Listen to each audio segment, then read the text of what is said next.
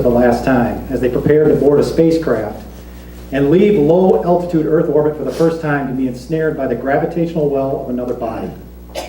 On Christmas Day of 1968, the world watched and a nation held their breath as these three men prepared to orbit the dark side of the moon and lose radio contact for several moments, not knowing if they would emerge alive or not. Their chances of survival were 1 in 3.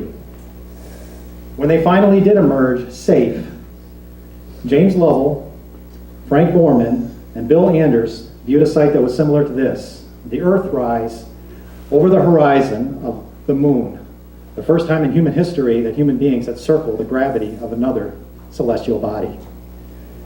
This type of experience became later known as the overview effect, seeing the blue and white Earth immersed in the inky blackness of dark outer space. Changes your perspective of the world, of humanity, of our place in the cosmos, and of the Creator. 240,000 miles away, in the control room in Houston, was our speaker tonight. He was also there 7 months later when Neil Armstrong and Buzz Aldrin took their one giant leap for mankind, as you can see in this National Geographic photo. He's good. Ladies and gentlemen, as we approach the 50th anniversary of the historic Apollo moon landings, as Vice President of Programs of the Memphis Astronomical Society, I present to you tonight a graduate of the University of Buffalo, Bachelor of Science in Electrical Engineering, a graduate of the University of Oklahoma, Master of Science in Electrical Engineering, commissioned Second Lieutenant, U.S. Air Force, retired 1980, Associate Professor of Mathematics, Southwest Tennessee Community College, and a former NASA flight controller on the Apollo 7 to 13 missions from 1968 to 1970. Please help me give a warm welcome to our speaker tonight, Mr. Bill Weppner.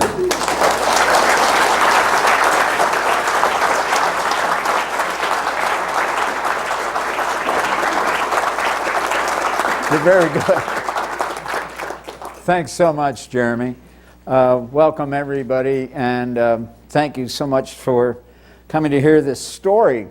Let me give you a little background on how this evolved.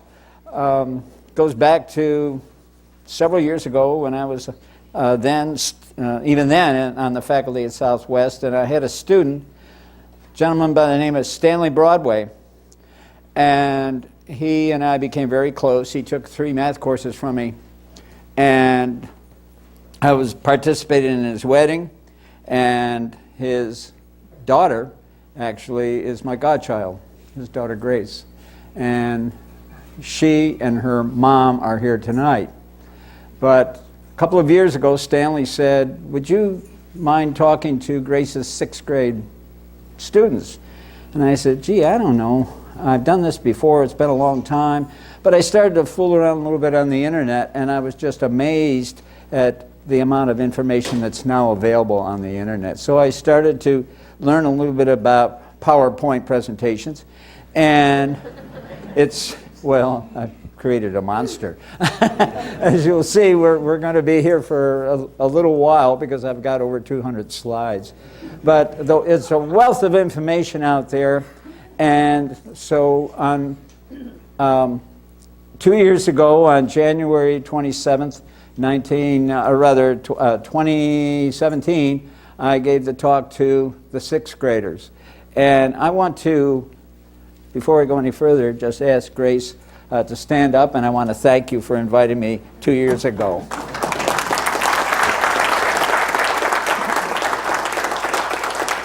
So I think it was the next day, and I happened to be sitting in Starbucks, and I said, you know, I looked around and I was the oldest person in Starbucks, and I said, 10 years from now, I don't know if this is going to be possible.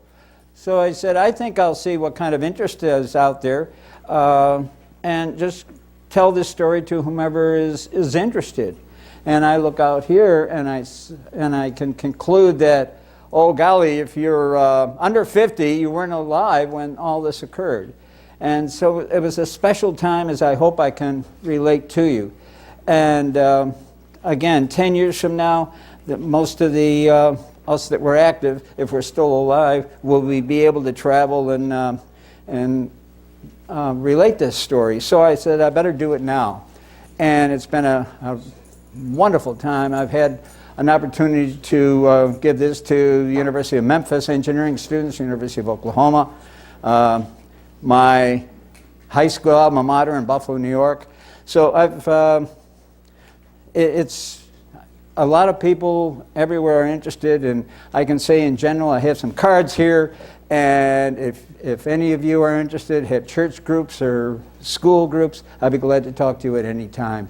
Because I view this from now until, for about the next 4 years, or 3 years anyway, the 50th anniversary of Apollo.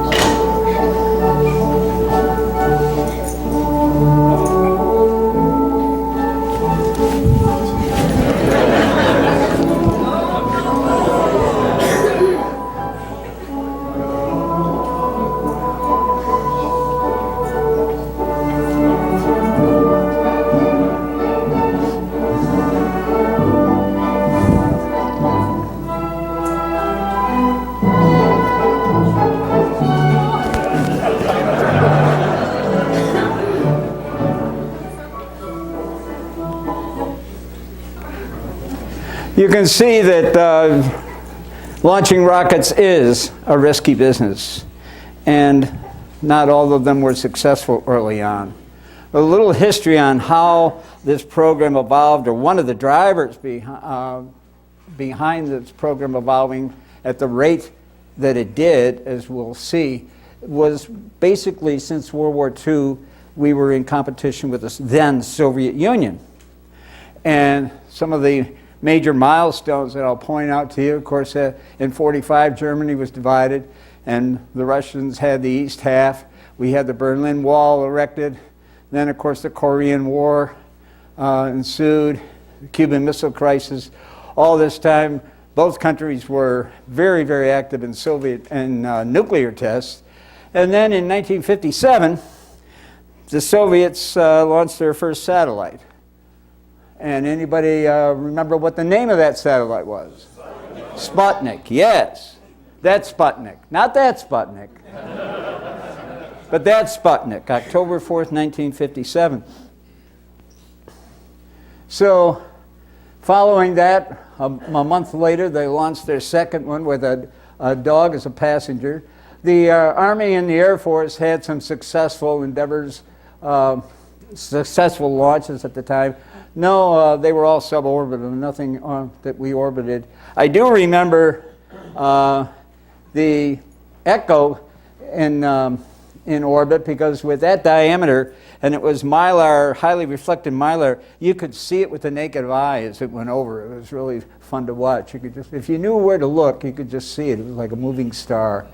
Then we launched a chimpanzee, and the interesting thing here is, and I've got an asterisk there to remind me that the chimp didn't have a name until we knew that we were able to successfully recover the poor animal and it was alive. Then we named it.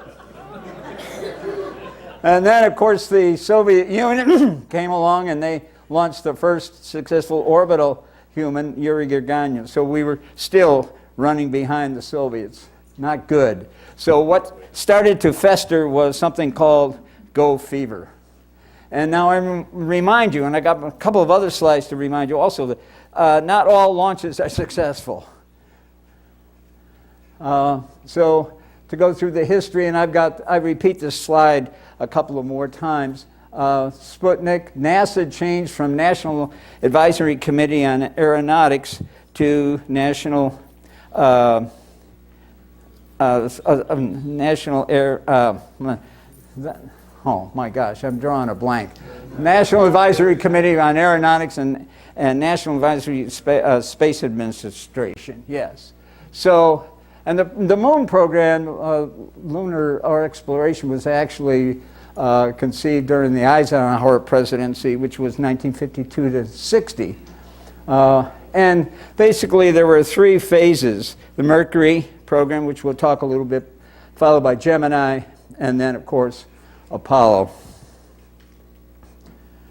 3 of the major contributors, the major people that conceived of the program was Wernher von Braun, whom we got from the German government at the end of World War II. He was the main person that conceived of the launch vehicle.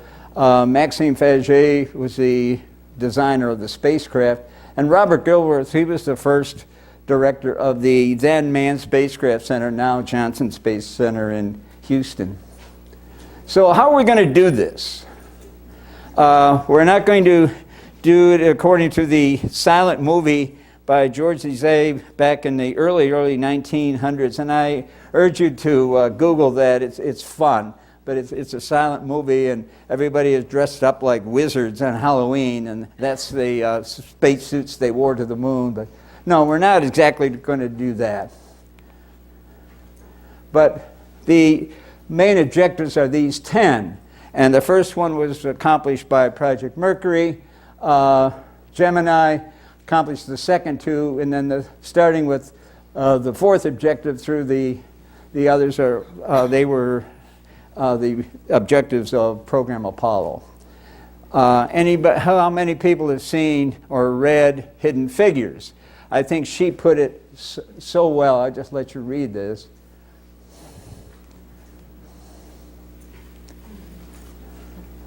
That phrase there is from Tom Wolfe's novel, The Right Stuff. Mercury. Of course, the first original 7, we recently lost John Glenn. Of course, he was the first man to orbit the Earth. The first astronaut in space was Alan Shepard. Gus Grissom we'll talk about a little bit later. In Margot Chatterley's book, she talks about the Mercury spacecraft in straps holding the heat shield on, and so I included that photo just to give you some reference to that's what they were talking about. Now these first astronauts, not only did they have a contract with Life magazine for their stories, but they all got Chevrolet Corvettes. Talk about the right stuff. They had the right car they had to have. And not only that, but they had phones. Now, how cool is this that you can someday talk on the phone in your car? And those are what the phones look like. The launch vehicles we used for Mercury were the launchers for missiles. The first 2 were suborbital, and they were launched on a Redstone rocket, and then the orbital Mercury missions were launched by an Atlas. You might call this a one-person efficiency apartment. Not anything outlandish, no frills, but the one saving grace is they were once they got into orbit, they were weightless, and it wasn't quite as cramped as it might appear. But yeah, it was just one man with I think it was Chuck Yeager in Right Stuff described it as as spam in a can. And again, I remind you, not all of our launches were successful, as that film clip early on showed. But what I think makes me very proud of the U.S. program is this. Every single launch that we did was carried live on television by all 3 networks. And of course, we probably remember Walter Cronkite was CBS, John Chancellor NBC, and Jules Bergman was ABC's commentator. But in spite of the long hold sometimes, every single launch was carried live. Nothing taped and then played back and edited. No. We saw what was really going to occur, and I think that takes guts. Okay, so the let me go back to this because this is an important date. After Alan Shepard's first suborbital flight right here, in very first flight in May, how far is that? 3 weeks later, John Kennedy made his famous speech.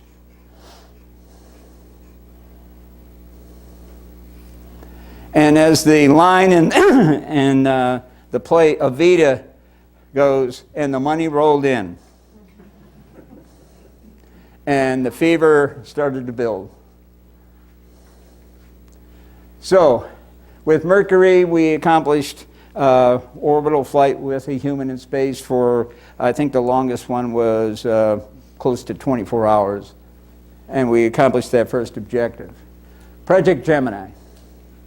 The launch vehicle was a Titan, similar to the Atlas, a little bit larger, bigger payload, of course. It was two-man. It was essentially a two-person efficiency condo, like 2 Mercury capsules sandwiched together.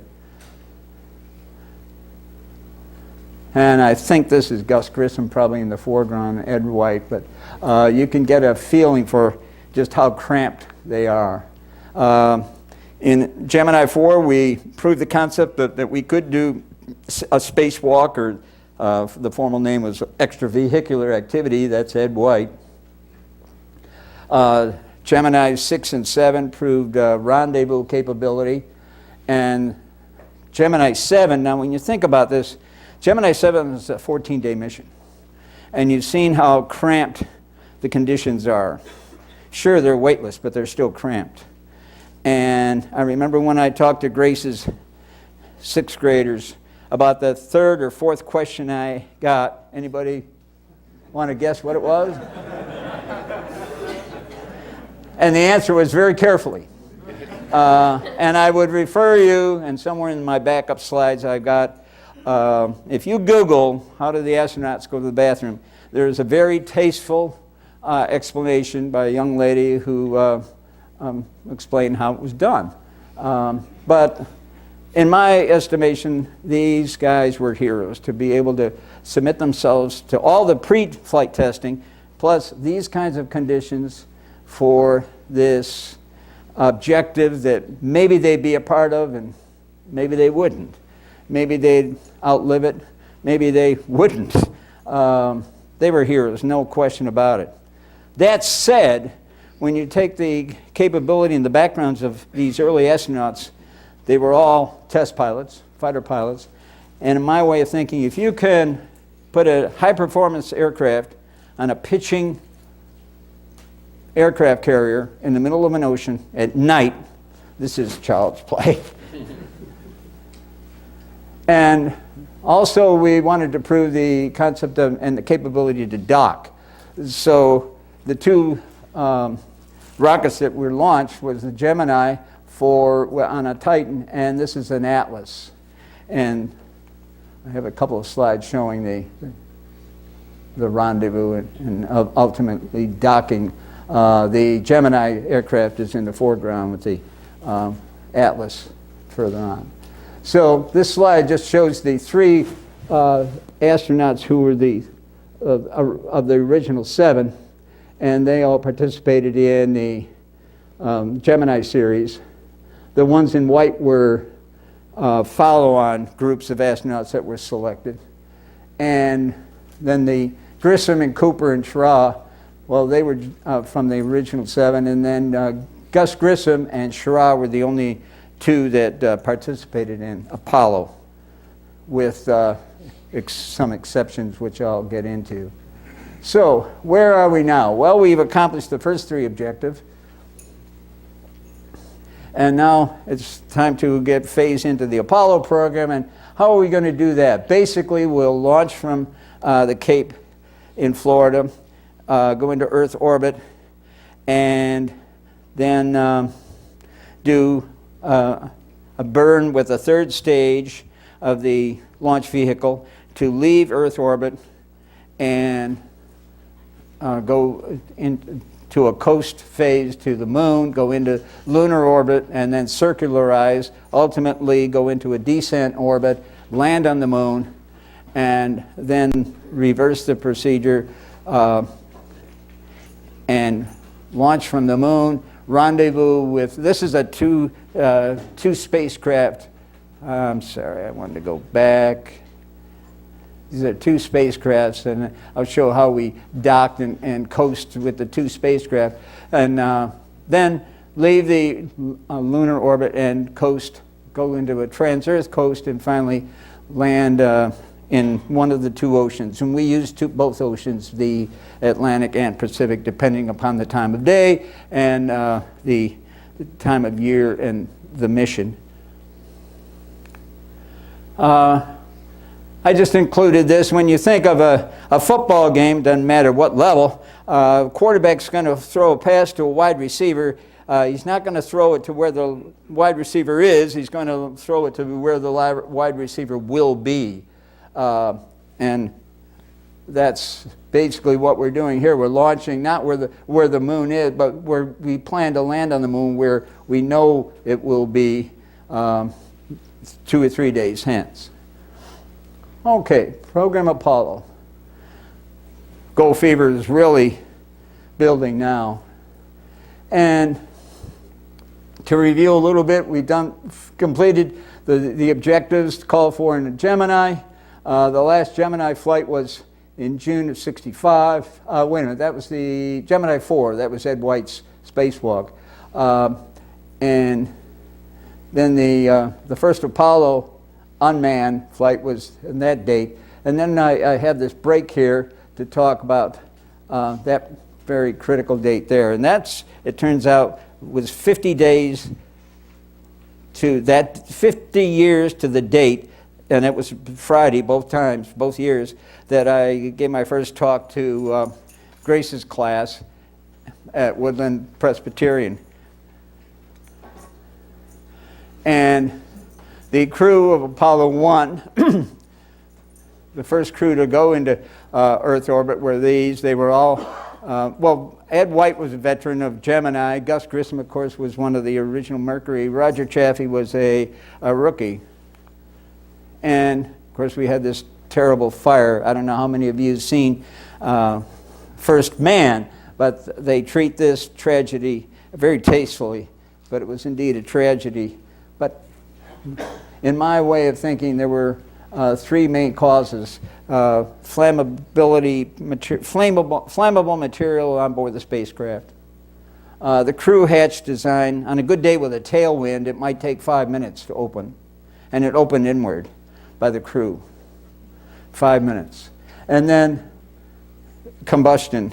When this occurred, they were going through a test called plugs out, where all the supporting plugs were removed. The spacecraft was on internal power, and they went through a countdown sequence, switch by switch, circuit breaker by circuit breaker, up through the launch timeline and into post-launch, just to go through the entire configuration for launch. And they were doing all this fully suited and in 100% oxygen at 16 plus pounds per square inch sea level pressure. And that was a recipe for disaster. So this is what I like to show the high school kids, the difference between taking just a splint and burning it in a Bunsen burner or burning it in pure oxygen. And I put the call out to CBU, any school that's willing to do that little experiment, and for about a 45-second film clip just to show the difference, because I think it'd be more dramatic than just showing the slides.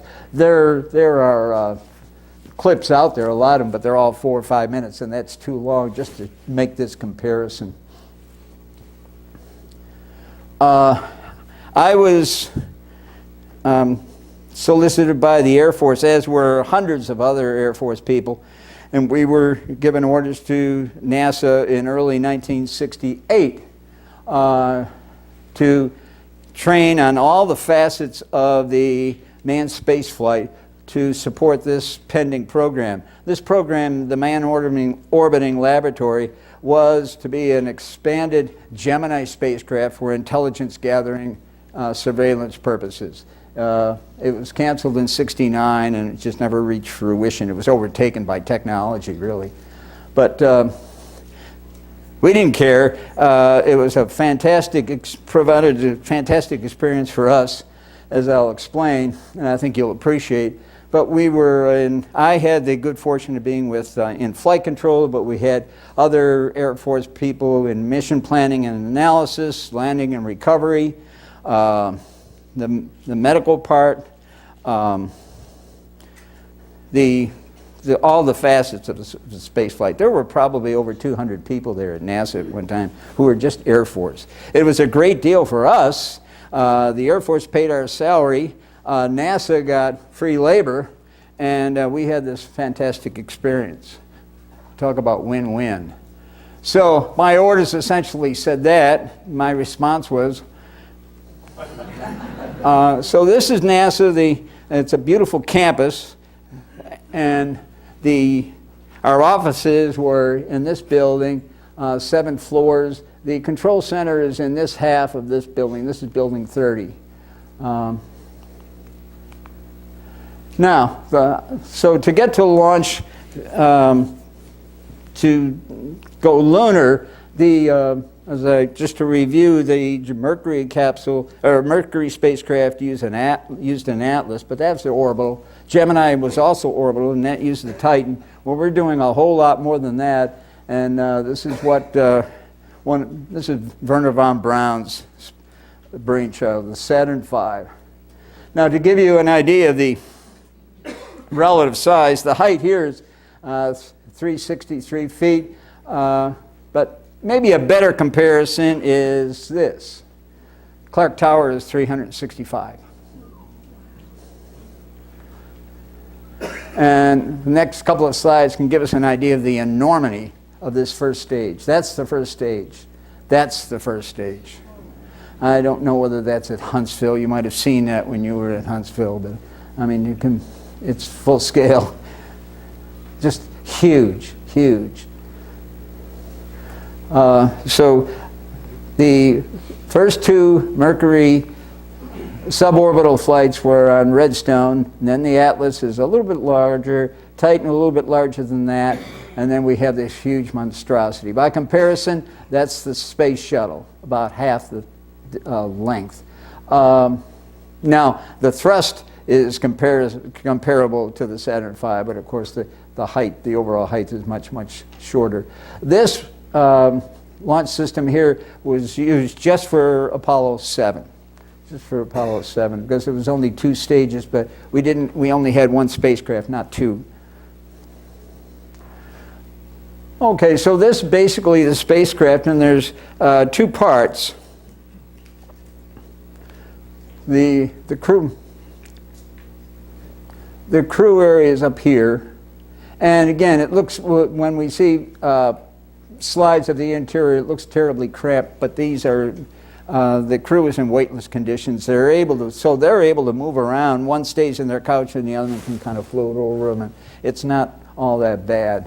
But from this point back is all support. This is the rocket for mid-course corrections and, of course, lunar orbit insertion, and hopefully to leave lunar orbit. And we have our Communications Act antenna there at S-band wavelength, and then all the electrical and environmental support in this part. This is called the service module and the command module. This is a launch escape tower, which fortunately never had to be used. That fits over the command module, and if there is a need to abort the launch and get off that booster beforehand, there are separate rockets here, and there's an artist's rendering that I'll show you in just a moment. So that's the interior of the Apollo spacecraft.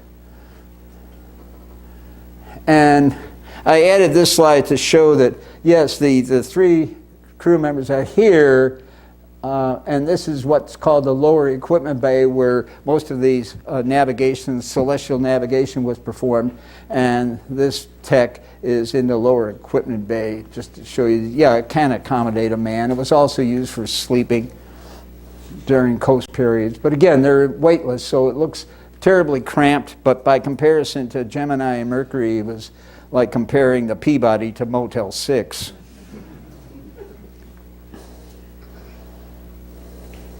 A launch vehicle, again, I got several copies of these. As I told somebody, I'm enamored with that launch vehicle. It's just a huge device. By comparison, so here we are with the two spacecraft, the command and service module, and then the lunar module, which we'll talk about. Now, this has got a certain amount of weight, not that much, I suppose, but we have to get it into orbit and send it to the moon. So how are we going to do that? Well, we're going to need a booster.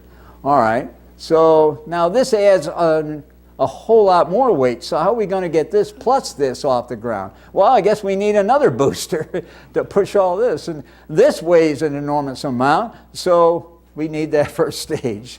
So this, we'll talk about the thrust and the size of these engines in a little bit. But look at the diameter, 33 feet. That's a first down, folks, in football. That's the launch escape tower, just an artist rendering if we ever had to use it. Unfortunately, we never had for the entire program. But what would occur would be these rockets would fire.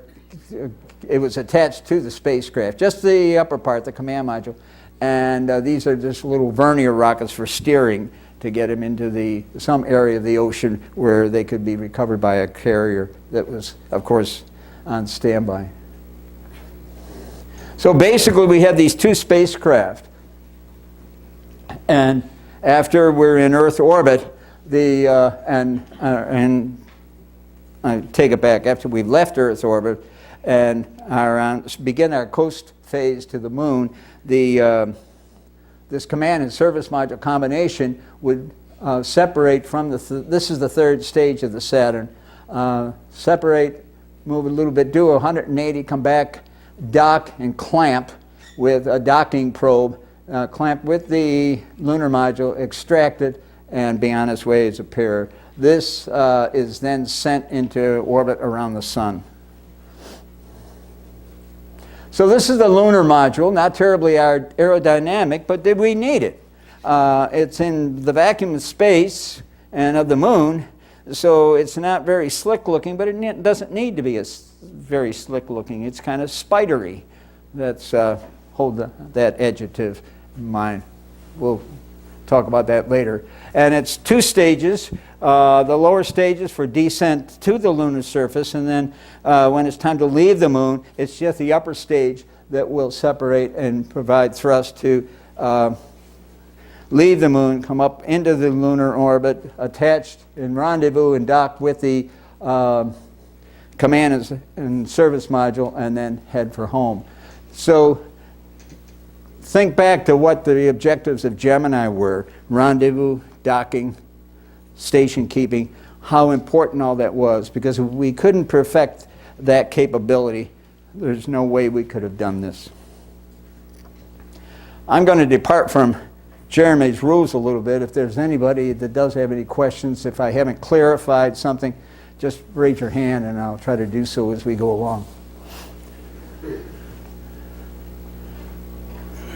Now, that's the lunar module, and curiously enough, the crew, there was a three-man crew. Two of them landed on the moon. But when they were in the lunar module, they were in the stand-up configuration. There was no need to be in couches. Again, they're weightless. They weren't in the lunar module for all that length of time. And so standing during their maneuvers was, sure, they're belted in and fastened, but standing wasn't any problem at all. Now, a little bit about the onboard computer. It's located right here. Up close, it looks like that. And this is onboard the command module. It's in the middle. It's right in front of the center couch. And the couches were thus. The commander is in the left seat, kind of like an airplane cockpit. The command module pilot is in the center seat, and the lunar module pilot is the third crew member is in the right-hand seat. Now, that said, again, these are weightless conditions. These guys float all over, and they would change.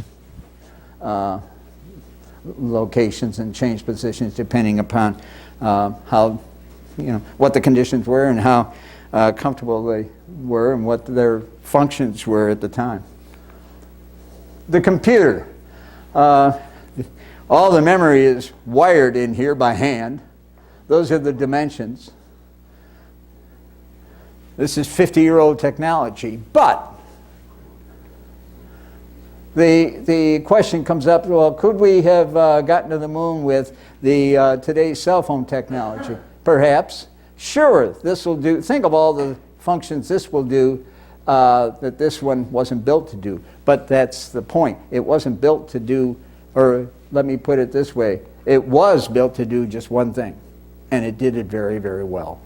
Sort of like the P-51 Mustang was built for to escort the bombers out of England to the targets in Germany and back. Prior to the arrival of the P-51, the bombers did not have escort all the way to the targets. They were very, very vulnerable over the German landscape. But with the P-51, they had escort and back all the way.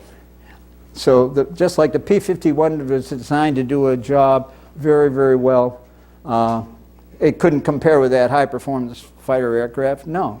But it did very, very well what it was designed to do. Same thing, same comparison can be made for the Apollo computer. I have this little address here. If any of you want to just type that in the address bar, what you'll get is sort of a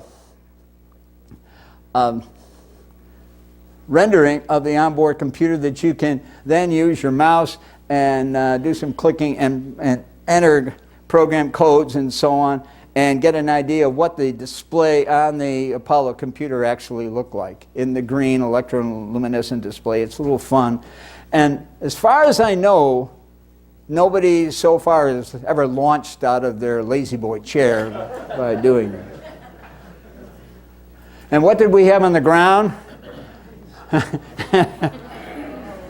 And we did have an Olivetti program computer that we would program to help us with sometimes the residuals after a mid-course correction. We would have to do some minor vernier burns to correct the attitude. But this was basically what we used. We did have IBM 360s in the basement of the control center, that RTCC, and that's where most of the, well, that was the mainframe. All right, now to talk about the control center and the positions and the functions. To start with, we had a booster expert. So these guys were rocket experts. And then the retrograde officer, retrofire officer, he was primarily concerned with, especially during launch, if we ever had to lead that booster and be recovered, he had to know where all the centers of gravity were, where the center of gravity was, and where how the weight was distributed. Flight dynamics officer was concerned with the trajectory analysis, real time to the moon and back. Guidance officer from launch up through separation, and the spacecraft had its own computer, as I mentioned. That engineer was guidance, navigation, and control. ECOM, you're going to hear a lot about ECOM, electrical, environmental, and communications. These two positions were for the same, they were equivalent of those two, but these were for the command module and the service module, these two for the lunar module only. For instance, for Apollo 7 and Apollo 8, we didn't have the lunar module, so these consoles were not manned. Capcom, always an astronaut. Never was there an astronaut or the ground talking to the crew. The only person that was talking to the crew was another astronaut. An astronaut talking to an astronaut. And of course, the conductor of this whole orchestra was the flight director. So this is the control room, the major control room, and I've just outlined where they were with reference to the flight director. So it was not unusual for these guys to stand up and turn around and talk to, if you're the flight director, I'll talk to you, but we're also live. So we've got it being recorded, the conversation, but we're looking each other in the eye sometimes as well. It was, I mean, everybody was busy and looking at their data and making inputs, but you could stand up and move around. It was a mobile type control environment. Now, this is on the National Registry for Historic Places, and it's in the process of being completely restored. And even this morning, I got an email, and these consoles have been restored, and they are arriving at Eldington Air Force Base, which is about 8 to 10 miles away from the Johnson Space Center, next Thursday. There's a cargo plane, a Guppy, and they're going to bring in their first series of these consoles, and they're going to have one of the flight directors, they're going to have a little ceremony then. This is a big deal, folks, for these guys. It really, really is. It was part of it. They had a Kickstarter campaign, and what they're after is, and I'll show you this a little bit more, but they're after all the documentation that was used on Apollo. This happens to be the actual Apollo 11 flight plan. And, but they're after all the notes and everything. And I was talking to one of the people in the archives just about a month ago, and I said, well, we smoke like crazy.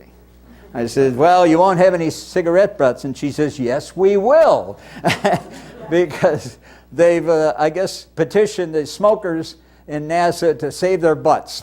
That didn't come out right. But anyway, yeah, save the cigarette butts, and they're going to put them in those government-issued ashtrays because they want this room to look exactly like it did during a typical mission. And they're going to have displays up here on the wall displays, all the these console displays. And by the way, they were all cathode ray tube displays, like our age-old TVs. They're going to have this live data. It'll be static, but live data displayed. It's. I'm looking forward to seeing it. The ribbon cutting ceremony, of course, they're going to wait until July, the anniversary of the first lunar landing. Neat stuff. Some of the flight directors. The original Chris Kraft, and he was called the Red Flight.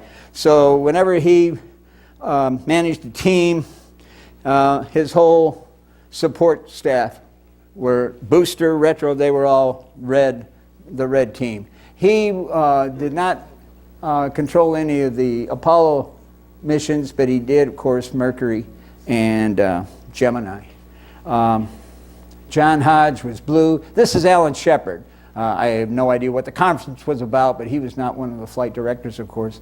And then Gene Kranz, I call him the man. He was the white flight. He was became famous in the movie Apollo 13. Glenn Lenny, black flight. He and I were dorm mates at the University of Detroit for a couple of semesters. Cliff Charlesworth, green flight. Jerry Griffin, gold. Milt Windler, maroon. Pete Frank, orange. Eventually, when they got into shuttle days, they were using shades of gray, and God knows, because they had a lot more flight directors. And then Bill Tyndall, and I added Bill Tyndall because he was an interesting guy. He would chair these marathon meetings involving astronauts and planners and orbital mechanics and you name it, to lay out the mission rules and all the parameters for the upcoming mission. And Bill Tyndall's degree, I think, was in math or physics, I can't remember, from Brown University, bachelor's degree. But he would chair these meetings and then publish these memos. And they were called Tyndallgrams. And they were very folksy and really funny, but highly technical. But he just had a gift for writing, and he's no longer with us, but I thought he deserved a slide because Bill Tyndall was a special guy. His meetings were horrendously long. I mean, 3 and 4 hours, but the work got done. And just a few slides showing what the control center looked like when it was manned. There's Cliff Charlesworth, Green Flight Director, Gene Krantz, Glenn Lenny.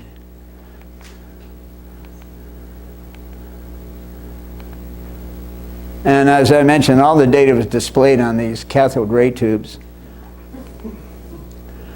Okay, now, I didn't miss any. Okay.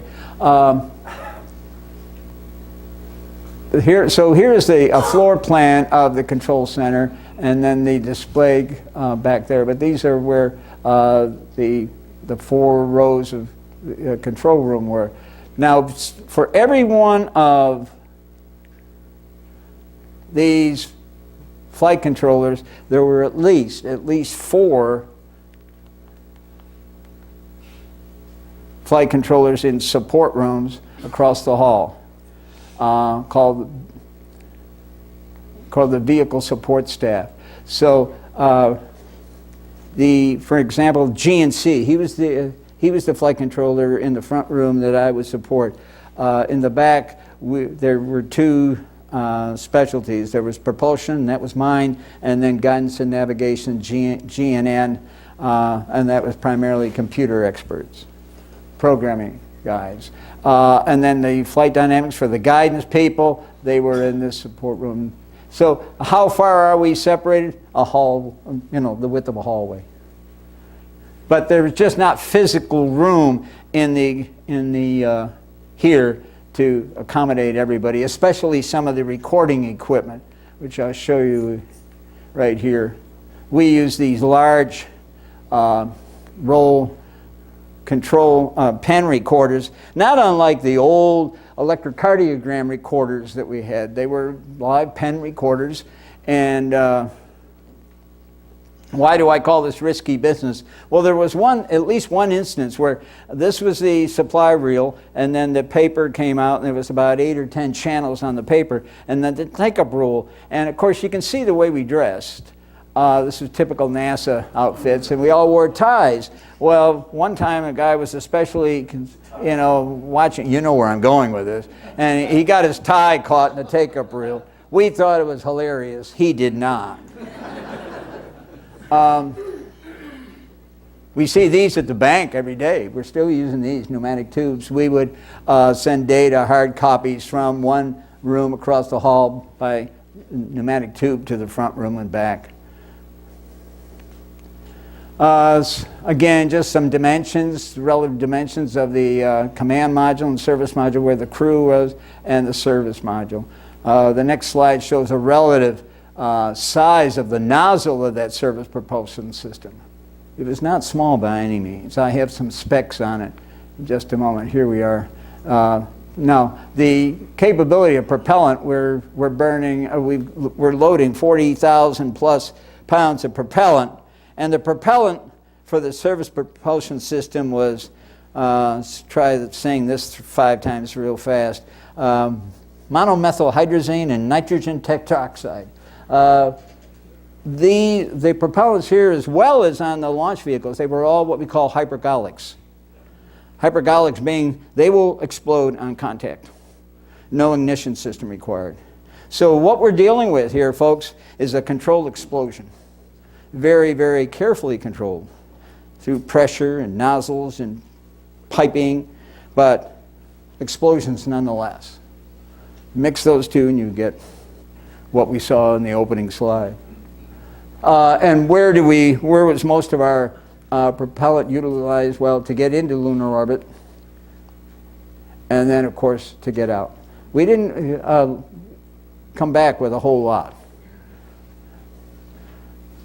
So the capability of this nozzle here, the thrust was that. These were just vernier rockets. Close-up view here in their dimensions. There are 4 of those. Well, there's 4 in each quad, as we call them, and they're separated by 90 degrees around. So with this, after a major burn with the service propulsion system, we could fine-tune the attitude yaw and roll with those small 100-pound thrust jets. And we tracked the fuel consumption by hand. This happened to be for one of the 4 quads, quad C, and each of those squares was a 2-hour increment. So you would track it. Your display of your consumables was displayed on your TV console, and you just tracked the consumables. Now this was pre-mission. Of course, the objective was to stay above what we call this red line. All right. I'm finished about the first half. Are there any questions? Yes. So back on that slide you had about the burner engines. Yes. That. I've seen some designs where they have the ones right directly across from them, and then other ones where they're one slightly above and one slightly below. Well, we might be seeing that here. Okay. I don't know if they're on the same axis. I can't tell from that. Maybe here. Pardon me? Do you know why they're sometimes? Well, probably just space, Okay. because they're little rockets. But to do a roll maneuver, for example, you would use one of those and one on each, or maybe just 2. It depends. If one quad has got a leak or something, you might have to disable it entirely. But you can still do your pitch and yaw and roll with the other 3. Okay. Just configure them differently, and we had these options. Anything else? Yes? That open bay at the top of the service module, was that open during every mission, or did that just happen to be a picture of Apollo 13? All that equipment. I don't know, but no, that wouldn't be open. That might be Apollo 13. I'm going to have to change that slide because I don't have an answer to that. I've got a picture. I've got a picture of the Apollo 13 spacecraft in black and white, and it was messed up a lot more than that, believe me. I just didn't remember ever seeing that bay. No, that's don't have an answer to that. Give me your email and I'll research it. What else? Are we ready for a short break? Yes. All right, so why don't we take about a 15-minute intermission and meet back here and we'll finish up the program.